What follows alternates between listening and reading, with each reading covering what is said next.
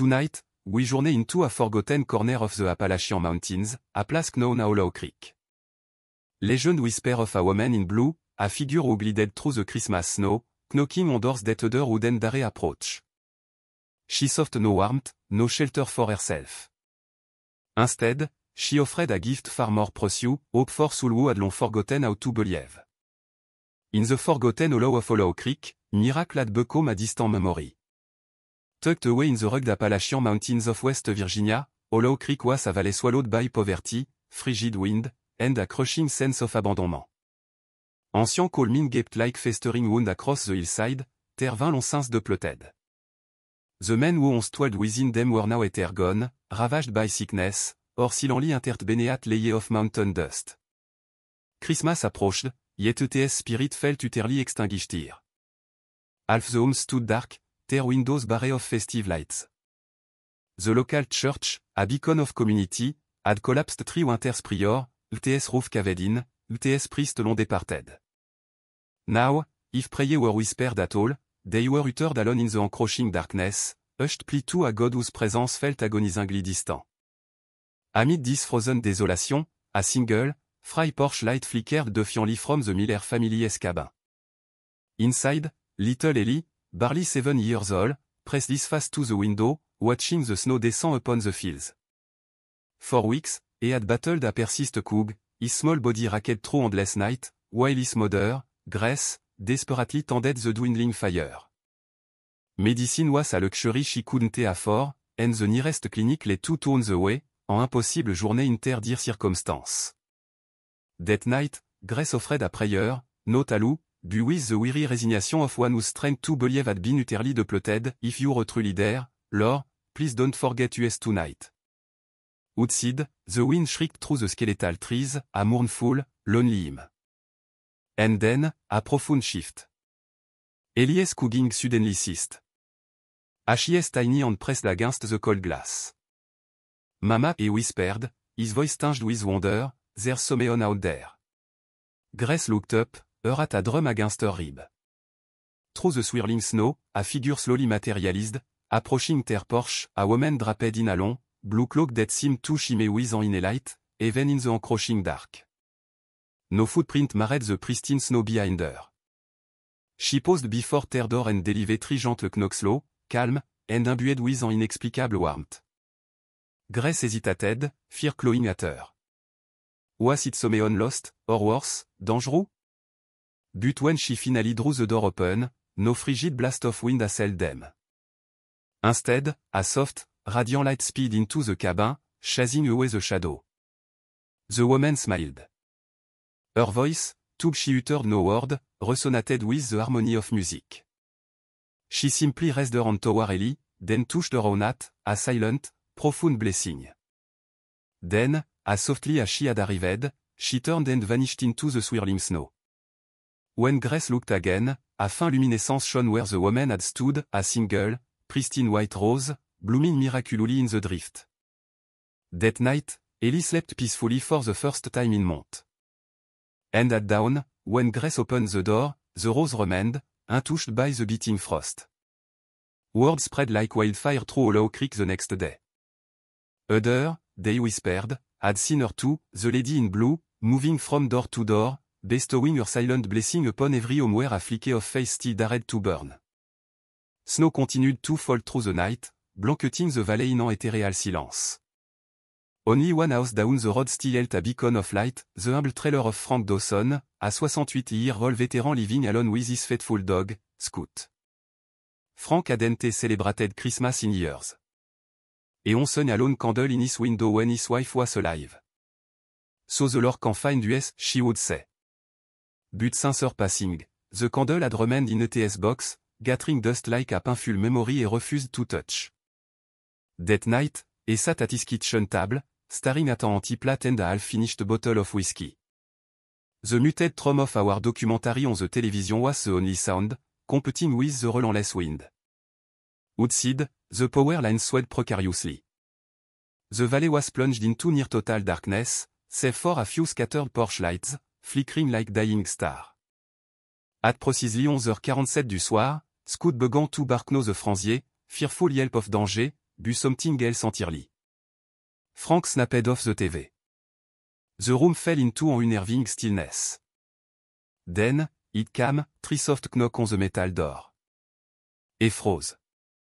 No one ever visited him, certainly not this late, not in such unforgiving weather. He slowly opened the door and beheld her, a woman in blue, standing serenely in the swirling snow. The same ethereal light enveloped her, brighter than the moon, yet gentle as the first blush of dawn. Her eyes they were beyond description. They seemed to penetrate his very soul, seeing through the decade of regret, anger, and pain he had so carefully buried. Frank's voice, unused for such sentiment, cracked. Ma'am, are you lost? She offered no reply. Her gaze simply drifted towards the empty window pane where the candle used to be. Then she smiled, a subtle lift of her hand, pointing.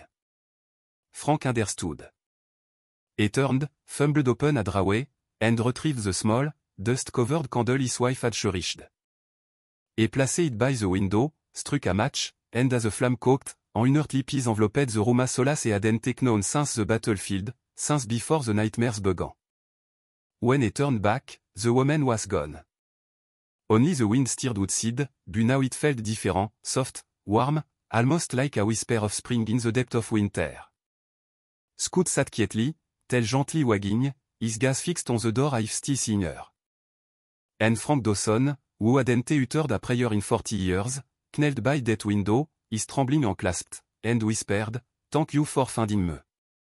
The next morning, neighbor passing by swore they saw a bright light emanating from Frank's trailer long after midnight, no electric, but golden, wavering, like a flame that simply refused to die. From that night forward, every Christmas, a candle burned brightly in his window once more. And Tug Frank never spoke of exactly what he saw, he began attending Sunday Mass in the nearest town, always sitting in the last pew, a small medal of the Virgin Mary now gracing his neck. At the far end of Hollow Creek stood a house that had become a ghost of ETS for myself. It belonged to Monsieur Henry Cole, a retired coal miner who had weathered 84 winters in that harsh valley. His wife had passed. His children had scattered to distant cities. For months, he had been confined to his bed, his feeling, ravaged by decades of coal dust. Neighbor whispered grimly that he wouldn't survive Christmas. Inside, the air heavy with the scent of medicine and damp wood. An ancien crucifix, UTS wood darkened with age, hung crookedly above his bed. Beside him, Sister Agnes, a Catholic nun from town, kept a silent vigil, her worn prayer book open on her lap. Outside, the snow continued UTS relentless descent, cloaking the valley in a pristine, chilling shroud. Near midnight, Henry stirred, his eyes fluttering open. Sister he whispered, his voice thin, someone's knocking. The nun paused. She had heard nothing, only the howling wind. But then she froze. Three gentle knock reverberated through the cabin, neither harsh nor hurried, if from a hand that already knew it would be welcomed. Sister Agnes opened the door. A soft, otherworldly light flooded in, not from the moon, not from any lantern, and there she stood, the woman in blue, her veil shimmering as if woven from the very fabric of the sky. The old man's breath caught in his throat. Tears welled in his eyes. He struggled to sit up, a single, sacred word escaping his lips, Mary. The woman smiled tenderly and stepped closer. She spoke no word, yet Sister Agnes perceived a delicate fragrance filling the room, rose, took not a single flower had bloomed in Hollow Creek since autumn. The woman reached out, her finger brushing Henry's forehead, and for a fleeting moment, the very air in the cabin seemed to hold ETS breath. Then, as quietly as she came, she turned, her gaze lingering on the old crucifix with profound love, and vanished into the light. Henry sank back onto his pillow, a serene calm washing over his face. For the first time in months, his breathing was untroubled. He whispered one last sentence, clear and strong, "He is waiting for me." And then, he smiled and passed away, as gently as a candle flame kissed by the dawn. Sister Agnes knelt beside him, weeping, not from sorrow, but from a profound awe, for above his bed, the old wooden crucifix had been transformed. The figure of Christ now bore a faint golden glow, and at ETS base, a tiny white rose had miraculously bloomed, vibrant, warm, and untouched by frost. The next morning, when Father Bennett from the nearby parish arrived to bless the body, and to witness the miracle. The rose remained fresh for 7 days, never wilting, never succumbing to the cold, until it mysteriously vanished the moment Henri's coffin was lowered into the earth. Word swept through the valley like a brush fire, the lady in blue came to Henry Cole, and they died smiling.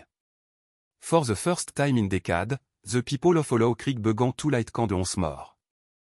Even those who hadn't prayed in years found themselves whispering her name in the darkest hours, Our Lady, protect us. At the very edge of Hollow Creek, past the frozen bridge and the rusted railroad tracks, stood a half-collapsed barn, long abandon. Inside, lived Tommy Rivera, a 12-year-old boy who had stopped believing in God long before he learned how to spell H.I.S. name. H.I.S. father had vanished years ago. H.I.S. mother toiled double shift in another county, leaving the boy to spend most night alone, feeding stray dogs and doodling for warm tender torn blanket. He never went to church. He never prayed. He once told a classmate, with the bitter wisdom of childhood hardship, if God was real, he wouldn't let kids sleep in barn. That Christmas Eve, Tommy had nothing. No present, no food, not even a working light. He found an old candle stub near the window, too short to burn for long, but he lit anyway, just for something to gaze upon. Outside, the snow began to fall hard, thick, silent, and endless. He wrapped himself in a coat that didn't fit, lay down in the hay, and whispered to no one in particular, if you're out there, I don't need gift. Just don't let me wake up cold. Then he closed his eyes. Minutes, perhaps hours, drifted by. The candle flickered out, and in the profound darkness, a faint blue light began to permeate the barn. Tommy stirred, convinced he was dreaming. But when he opened his eyes, he saw her.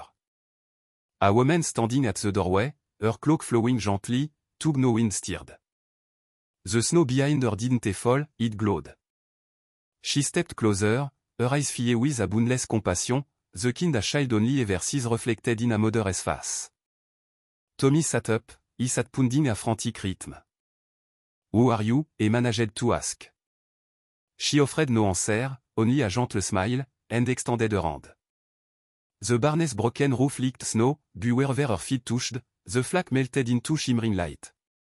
She knelt beside him, her finger brushing his cheek, and for the first time in years, Tommy felt warm not just in his body, but in a place deeper, where the crushing loneliness used to reside. Are you an angel? He whispered. The woman smiled softly, then looked at the tiny candle stub on the ground, now miraculously burning again, brighter than before. She placed her hand over his hat.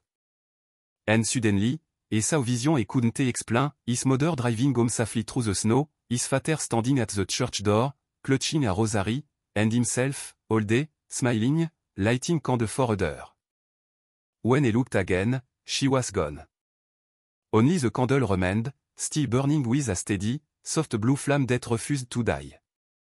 The next morning, the sheriff found the boy asleep in the hay, warm, unarmed, and smiling peacefully.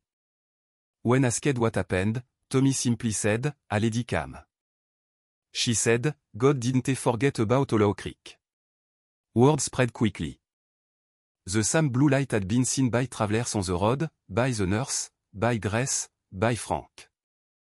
No one could explain it, and in truth, no one wanted to. That night, for the first time in 20 years, the old church bell rang out. Though the tower had been silent and rusted for a decade, no one knew who pulled the rope.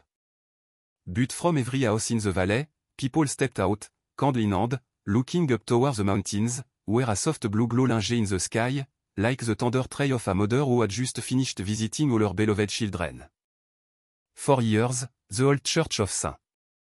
Agnes had stood empty on the hill overlooking Hollow Creek. ETS roof was gone, ETS pews broken, and Bana nested where the shore once sang.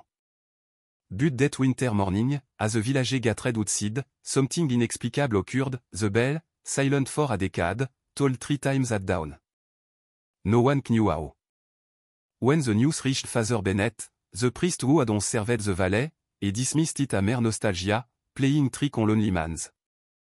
He had relocated 5 years earlier when the parish closed. But then he heard the collective testimony, multiple family witnessing a woman in blue, a dying man leaving behind a blooming white rose. He packed his whole Bible and drove back through the winding mountain road. The journey to Hollow Creek was silent, the road buried under layers of snow. I entered the valley, a sight brought tears to his eyes, lights glowing from every cabin, candle flickering in windows, even in homes that hadn't anyone in years. It was as if the entire town had, in unison, remembered something ancient and sacred. When Father Bennett arrived, he was instantly surrounded, Grace, holding an Elsie and logging Ellie, Frank Dawson, the veteran, a medal now grasping his neck, and Sister Agnes, clutching the very crucifix from Henry Cole's home. They all spoke with a single voice, she came to us, Father. The lady in blue. We saw her. Father Bennett listened in key astonishment. He had devoted his life to theology, read countless accounts of Marian apparition in distant land Fatima, Lourdes, Guadalupe he had never dared imagine such a miracle could unfold in a place like this, a poor, forgotten valley in the very heart of America. That night, he entered the ruined church alone. Snowflake drifted lazily through the broken roof, settling softly on the desecrated altar. He knelt, whispering, Lord, if this is truly your mother, give me a sign. The wind would seed abruptly ceased. For a moment, the entire world seemed to hold its breath. Then, from a shadowed corner of the altar, a faint blue light began to glow, small at first, then expanding, enveloping the entire church in a soft, ethereal radiance. Father Bennett raised his eyes. Above the cracked stone wall, he beheld it, the luminous shadow of a woman, gentle and radiant, cradling a child in her arms. It wasn't a solid, more like light itself taking form, but her face was utterly unmistakable serene, sorrowful, and overflowing with boundless love. He wept, not from fear, but from a joy so sacred, so profound, it defied all words. And when the light gracefully faded, he saw something resting on the altar, a small white rose, precisely as Sister Agnes had described, still warm, untouched by frost. Father Bennett carefully picked it up and whispered, Our Lady, you truly came to Hollow Creek. The next morning, the church doors opened again for the first time in years. And as the people gathered for Mass, every candle on the altar miraculously lit itself, one by one, without a single human hand to touch them. The valley fell silent, trembling with awe. No one spoke, yet everyone felt it. Christmas had arrived in Hollow Creek, not through gift or carol, but through the tender footsteps of a mother in the snow. Among the people of Hollow Creek, however, one man staunchly refused to believe any of it, Jack Turner, a mechanic in his 30s, tough, loud, and fiercely pro of needing no one, least of all, God. He lived alone in a metal trailer near the river, spent his night fixing oil engines, and openly mocked anyone who dared speak of the lady in blue. You all just want to see something that makes you feel special, he scoffed. It's Christmas. Folk get lonely, that is all. He looked at the candle in windows. He scorned the stories of the rose. When Father Bennett proudly reopened the church, Jack declared to the bartender, if Mary really came here, she'd knock on my door, too. But she won't, cause he don't believe in fairy tales. That night, Christmas Eve, a ferocious storm roared in from the north. Wind screamed through the valley like a living, predatory entity. By midnight, the road were through sheets of ice. Jack closed his garage early and began the perilous drive au Minisol pickup. Visibility was near zero. HIS headlights sliced through the swirling snow, the radio crackling with urgent emergency warning. Halfway across the All Iron Bridge, he saw it, a solitary figure standing directly in the middle of the road. He slammed on the brake. The truck skidded wildly sideways, slammed into the guardrail with a sickening crunch, and flipped violently into the ravine below. Metal screamed, glass shattered. The world went utterly black. Then, a profound silence. When Jack regained consciousness, he was hanging upside down, pinned by his seatbelt. Blood trickled warmly down his forehead. The windshield was gone, and beating snow blasted into the cab. He struggled to move, but couldn't. HIS chest burned with excruciating pain. A muttered, God, no. Please help. It was the first prayer he had uttered in 20 years. And then, through the blizzard, a light appeared, soft, blue, radiant. A woman was walking towards the mangled wreck. Her cloak flowed like liquid sky. She reached the crushed door, looked at him, not with pity, but with the profound, unconditional love of a mother who has finally found her lost child. Jacques breathed. Who are you? He whispered. She smiled, that same ethereal smile the other had witnessed, and gently lifted her hand. When her finger brushed his forehead, the searing pain vanished. The bleeding ceased. The penetrating cold receded. The crushed door of the truck miraculously bent outward as if by accident. Jack fell gently into the snow, miraculously unbroken, profoundly alive. By the time rescue arrived, they found his truck a twisted ruin beyond recognition, but Jack himself bore no sign of injury. Beside him, frozen perfectly in the snow, lay a single white rose. When they asked what had happened, Jack, his voice quiet, almost rare, simply said, "A lady came." He didn't believe in her, but she came anyway. That night, Jack walked barefoot, coatless, through the storm to St. Agnes Church. He fell to his knees before the altar, still trembling, and whispered through tears, "I mocked you, and you still came for me. Holy Mother, thank you." And from that moment, Jack Turner never missed another Christmas Mass. He became the steadfast guardian of the church bell, ensuring it rang every year so that no one in Hollow Creek would ever forget the miraculous Christmas night when the Virgin Mary walked their valley. When the storm finally lifted, the valley awoke to an unparalleled silence. Trees were heavy with pristine snow, the river lay frozen solid, and sunlight broke through the clouds like a benediction. For the first time in decades, the people of Hollow Creek no longer felt forgotten. They began to gather at St. Agnes Church, family, all mine, single mother, children bundled in coats, all walking together through the newly fallen snow. There were no elaborate decoration, no shower, not even electricity, yet every window glowed with candles that neighbor had lovingly carried from home. Father Bennett stood at the altar, overwhelmed with emotion. The cracked walls were hastily patched with blankets to keep out the piercing wind, and the roof still leaked. Yet, the church felt vibrantly alive again, more alive than it had been in generations. He gazed upon the face before him, the faithful, the doubter, the broken, the healed. Among them stood Grace and little Ellie, smiling radiantly in the front pew, Frank Dawson, his precious candle now by the window, Sister Agnes, clutching Henry Cole's rosary, and at the very back, quietly lighting candle one by one, was Jack Turner, the very man who once mocked them all.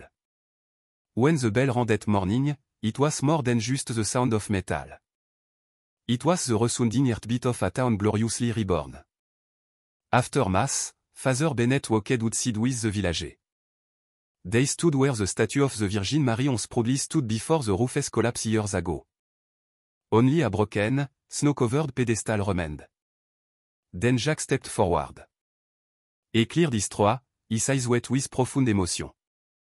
"We should rebuild it," he said softly, his voice trembling slightly. "Not just the church, but her statue too. So our kids will know she truly came here." Everyone nodded in unanimous agreement. And so they began, hammering, sawing, sanding. They used all timber salvaged from the fallen roof and metal scrap from Jack's miraculously uninjured truck. Day after day, they worked side by side, terre showing through the valley. When it was finally complete, they unveiled the statue on the Feast of the Annunciation. It wasn't a perfect rougage, une veine peint but it was undeniably beautiful. Her face looked gentle, carved by hand that had known suffering, and at her feet, cast in metal from the very truck that had nearly claimed Jack's life, they placed a single white rose. That night, as the last golden ray of sunlight kissed the valley, a faint blue glow enveloped the statue, just for a fleeting moment enough for everyone to see, enough for every heart to remember. Father Bennett whispered, "She walked among us, and now she will stay." From that day forward, Hollow Creek became known as the Valley of the Blue Lady. Pilgrims began to visit, not merely to witness a miracle, but to feel the profound peace that linge there. Every Christmas Eve, candlons again line the winding road. And when the bell tolled, people swore they could still discern faint footprint in the fresh snow, leading from house to house, all the way to the church door. It was years later when he first heard about Hollow Creek, a tiny dot on the map, hidden deep in the Appalachian, a place most GPS system no longer recognize. He was driving through the mountains one desolate winter evening, chasing stories that polite society had long dismissed a mere folklore kind of whisper people share in Ashton, then quickly forget. The snow began to fall heavily, and my car lost all signal. He took a wrong turn, finding myself on a narrow, unfamiliar road that snaked into a Kiev valley. That is when he saw it, a weathered sign, half buried in snow. Welcome to Hollow Creek, Valley of the Blue Lady. The town was utterly silent, save for the gentle crackle of wood smoke curling from chimney. Every house displayed a candle in ETS window, glowing softly against the encroaching darkness. On the hill's edge stood a small white church, ETS bell tower glistening with frost. He pushed open ETS heavy doors and stepped inside. The air smelled faintly of wax and aged pine. At the front, bathed in the soft light of a blue stained glass window, stood a simple wooden statue of the Virgin Mary. Nothing grand, just humble, worn, clearly en mad. But her share eyes seemed astonishingly alive. An old man was quietly sweeping near the altar. When he asked him about the statue, he smiled, a smile that seemed to hold both unshed tears and an wavering face. You're a note from here, he said softly. Then you should know. She commence. She walked through the snow, and she knocked on every door. He proceeded to tell me everything, about Grace and her sick little boy, about the hardened veteran and his solitary candle, about the dying man who smiled and embraced heaven, and the mechanic who miraculously survived a crash. Each name was spoken with profound reverence, each story a vital piece of the same wondrous miracle. When he finished, he pointed to the statue. A fine white rose lay at her feet, fresh, vibrant, even in the depth of winter. It's been like that every Christmas Eve, he said, his voice a rare whisper. No one knows how. He stood there for a long time, watching the candlelight dance across her gentle face. Outside, snow began to fall again quiet, endless, holy. And I left the church, he thought he heard it, three gentle knock echoing faintly through the cold night air. Perhaps it was just the wind. Or perhaps it was a profound reminder that something even doesn't shoot. Something, it simply knocks softly, patiently, on the doors of those who have forgotten how to hope. And if you ever hear a soft knock on a cold December night, open the door. You might just find love standing there, wearing a blue cloak, carrying the light of heaven in her gentle lamp. If this story touched your heart, remember to like this video, share it with someone who need hope, and subscribe to Touched by Grace for more real stories of faith, love, and the miracle still happening among us.